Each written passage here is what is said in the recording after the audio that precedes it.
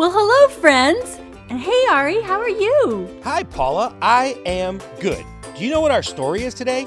I do, and I think you're going to be very excited. Is it what I think it is? I don't know. What are you thinking? Oh, let's get to it already. Okay, let's get to the story. Now Darius was the new king of Babylon and reigned under Cyrus the Persian. He appointed 120 men as royal rulers over his entire kingdom, and then he placed 3 leaders over the 120. One of these 3 was Daniel. These rulers were made accountable to the king so that he wouldn't lose any of his wealth. Daniel did a better job than the other 2 leaders or any of the royal rulers.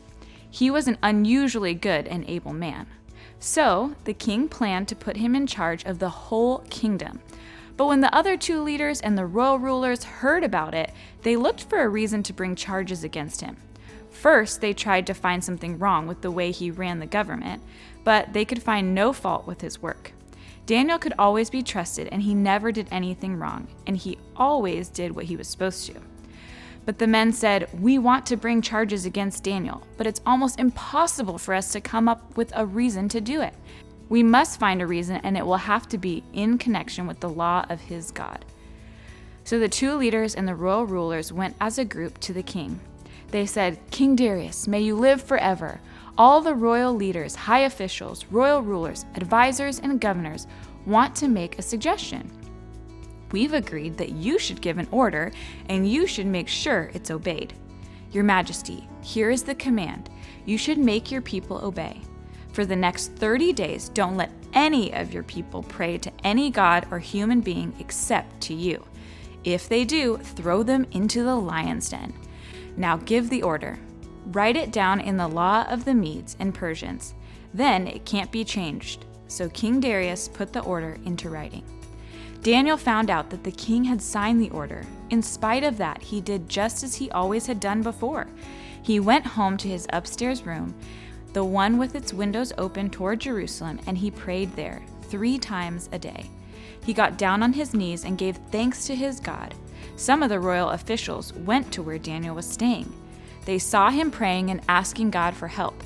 So they went to the king and spoke to him about his royal order. They said, "Your Majesty, didn't you sign an official order? It said that for the next 30 days your people could pray only to you. They could not pray to anyone else, whether God or human being. If they did, they would be thrown into the lion's den." The king answered, "The order must still be obeyed. It's what the law of the Medes and Persians requires, so it can't be changed." Then they spoke to the king again. They said, "Daniel is one of the prisoners from Judah. He doesn't pay any attention to you, Your Majesty. He doesn't obey your order you put into writing. He still prays to his God 3 times a day." When the king heard this, he was very upset. He didn't want Daniel to be harmed in any way.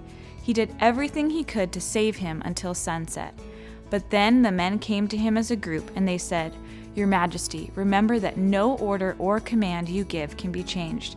That's what the law of the Medes and Persians requires." So the king gave the order, and Daniel was brought out and thrown into the lion's den.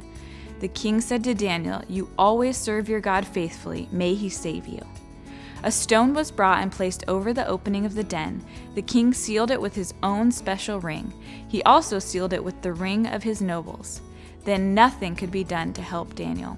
The king returned to his palace, but he didn't eat anything that night. He didn't ask for anything to be brought to him for his enjoyment, and he couldn't sleep. As soon as the sun began to rise, the king got up and hurried to the lion's den. When he got near it, he called out to Daniel. His voice was filled with great concern. He said, "Daniel, you serve the living God. You always serve him faithfully. Has he been able to save you from the lions?" Daniel answered, "Your Majesty, may you live forever. My God sent his angel, and his angel shut the mouths of the lions. They haven't hurt me at all. That's because I haven't done anything wrong in God's sight. I've never done anything wrong to you either, Your Majesty." The king was filled with joy and ordered his servants to lift Daniel out of the den. They didn't see any wounds on him, and that is because he had trusted in his God. Then the king gave another order. The men who had said bad things about Daniel were brought in and thrown into the lion's den with their wives and children. Before they hit the bottom of the den, the lions attacked them. Then King Darius wrote to the people of all nations, no matter what language they spoke. He started by saying, "May you have great success." And then he ordered the people in every part of his kingdom to respect and honor Daniel's God. He praised God as the living God, the one who will live forever, whose kingdom will not be destroyed, and whose rule will never end. He said, "He sets people free and saves them. He does miraculous signs and wonders in the heavens and on the earth, and he saved Daniel from the power of the lions." I knew it. You were right, Ari. It was all about Daniel getting thrown into the lion's den. What did you think? Such an exciting story, and I'm super glad the lions didn't eat Daniel. Me too. So, Paula, why do you think God let Daniel get thrown into the lion's den in the first place? That's a great question, Ari. And you know, this story shows us how awesome God is. He wants to walk through every scary situation with us, and he has the power to shut the mouths of hungry lions. But first, we have to be brave and do the right thing. You mean like when Daniel got on his knees and still prayed to God, even though the king had agreed to make a new rule that said people could only pray to him? Yep, that's exactly what I mean. Daniel was choosing to obey God no matter what the king's new rule said. He was choosing faith over fear. That's why he continued to pray to God, even if it meant he might get into trouble and get eaten by lions. And Daniel didn't know if God would save him, right? Right. It must have been scary, but he decided to honor God and obey him anyway. Paula, do you think I'm ever going to have to do scary stuff like that? I do, Ari, but hopefully not that scary. But you might have to do something that's right when no one else will do what's right with you, and it could get bad afterward. Ugh, that sounds super hard. It is hard, but you know what? What? God promises to give you strength and bravery when you need it. Your job is to ask him for help. God has already promised to walk us through all the scary situations. Does he promise to always keep us safe and not let anything bad happen? Nope, he doesn't promise us that. We live in a broken, sinful world with people who make bad choices. And sometimes there are bad accidents. And sometimes people just get sick. Bad stuff is part of life for all of us. Oh, but God promises to always be with us, right? Yep, that's right. And he promises to give us wisdom so we know the right thing to do, right? Yep, right. And he promises to help us be strong and courageous and brave. You got it, Ari. All those things are true, and Daniel knew that. Daniel chose to honor God even when it was scary. Paula, I hope I will always choose to honor God. Will you pray with me that I will be wise and strong and courageous and brave?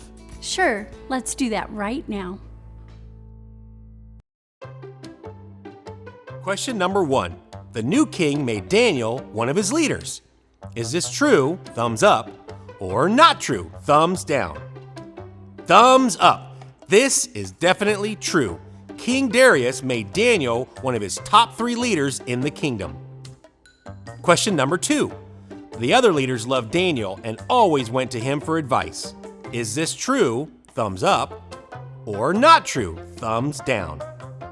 Thumbs down.